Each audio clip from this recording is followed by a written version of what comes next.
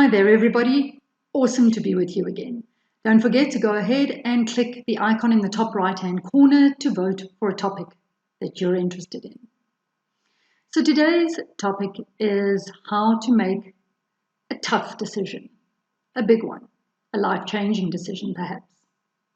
It helps if we view life as a grand experiment. And just like in experiments, sometimes, often, things go wrong. Sometimes they go horribly wrong.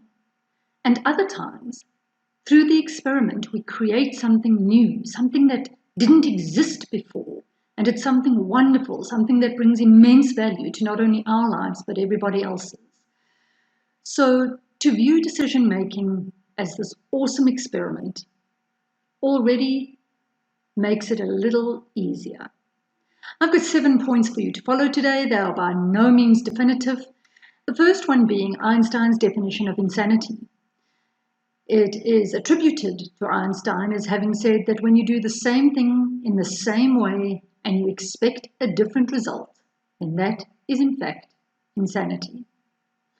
And so if you do find yourself stuck because you've been making the same decisions and hoping that things are going to change or work out differently, you have to step back and say, am I planting apple seeds and being shocked and dismayed and perplexed when apples are growing?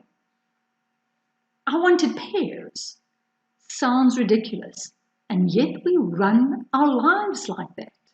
We very often do, in some sense of hope that miraculously things will change. The second point, never make a life-changing decision in the height of an emotion. When you are feeling intensely angry, intensely frustrated, in that moment when the emotion is at its most intense, that is not the time to make the decision. Wait for the mud to settle. Wait for morning. Sometimes literally, just wait for morning. Things seem so much worse at midnight or 1 a.m. When we wake up the next morning, it doesn't seem quite so bad. Often, waiting for morning or waiting for the mud to settle is a week, a month, a 6-month process. Discipline yourself to not make the decision in the heat of the moment, whether it means journaling, whether it means going for runs, anything to clear your head so that when you make the decision, it is at the most rational, logical place you can possibly be when you're making that decision. The third point, and one that's worked for me phenomenally well, is a simple one. I ask myself, will this decision keep me stuck or will it set me free? Whatever that is for you, whatever being stuck or being free is for you, will this decision keep me stuck or set me free? The fourth point, it's almost like a checklist in a way, but I call it the best of and the worst of.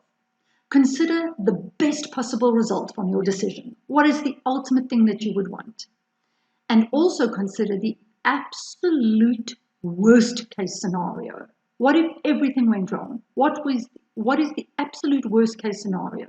And then weigh up whether you would prefer to deal with this worst case scenario than to remain where you are, stuck, trapped. Quite often, we're willing to risk a worst case scenario because the worst case scenario is far better than having what I refer to as the sword of Damocles hanging over your head constantly. Should I do this? What if? What if this happens? What if that works? What if it doesn't?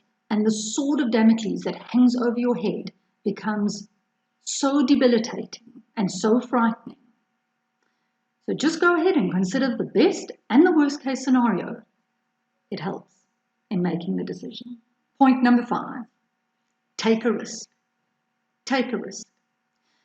Great gain requires great risk. However, it could result in great loss. However, taking the risk is so much better than abdicating the responsibility entirely. Let's just see what happens. Let's see how this plays itself out. And then a result comes along because life took the power to make the decision that you are not happy with. And then you give yourself a back door. You give yourself the draw card of saying, it's not my fault. I didn't plan this. I didn't make this decision. And so you get to play the victim. And so you get to abdicate the responsibility for your own life. Because if you don't make the decision, somebody else will, whether it's circumstances or whether it's the other people involved in the interaction. And then you will blame them for the result. And then bitterness and anger and resentment and all of those things build up within you.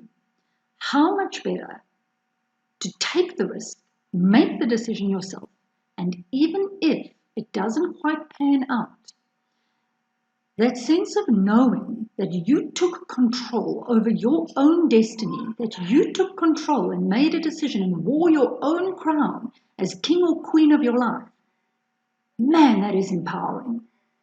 Even if the result wasn't what you wanted, perhaps learning how to make decisions, experiencing the joy and the power of making a decision was the decision itself.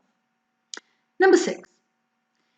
The only decision that would be wrong, and yes, I deliberately use that term, the only decision that would be wrong would be to make no decision at all. That would be the only wrong decision. It does help if one can detach oneself emotionally from the outcome.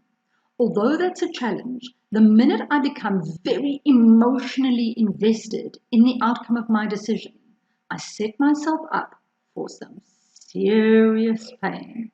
Because if the decision results in something that wasn't quite what I wanted, instead of being able to say, oh well, that didn't work, or oh well, I should have tried something different, when I'm emotionally invested in the outcome, my thought process and the terminology changes.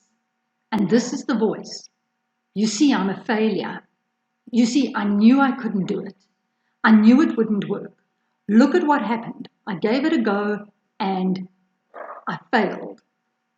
But when I'm not emotionally invested in the outcome, then it simply becomes like Thomas Edison, who said, well, now I know 199 ways that won't work, instead of saying, I have failed.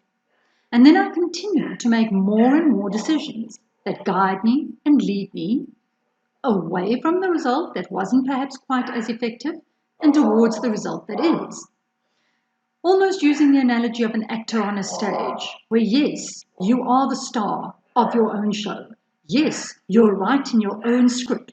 Yes, you're producing and directing this movie, but you're also a member of the audience, simply watching how this pans out, simply observing your own behavior, your own patterns, and your own results.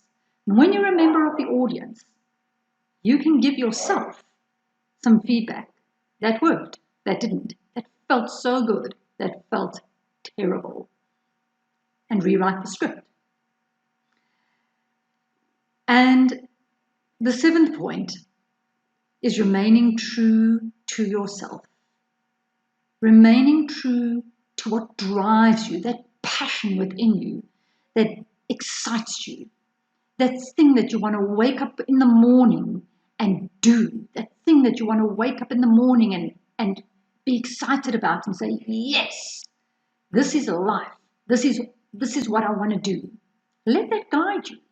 Let that be almost a beacon or a pointer towards where you need to be going. Make your decisions as though you only have one life. Make your decisions as though this life, right now, is the best one you're going to get. Fiona D'Souza, Shekhinah Wellness Center.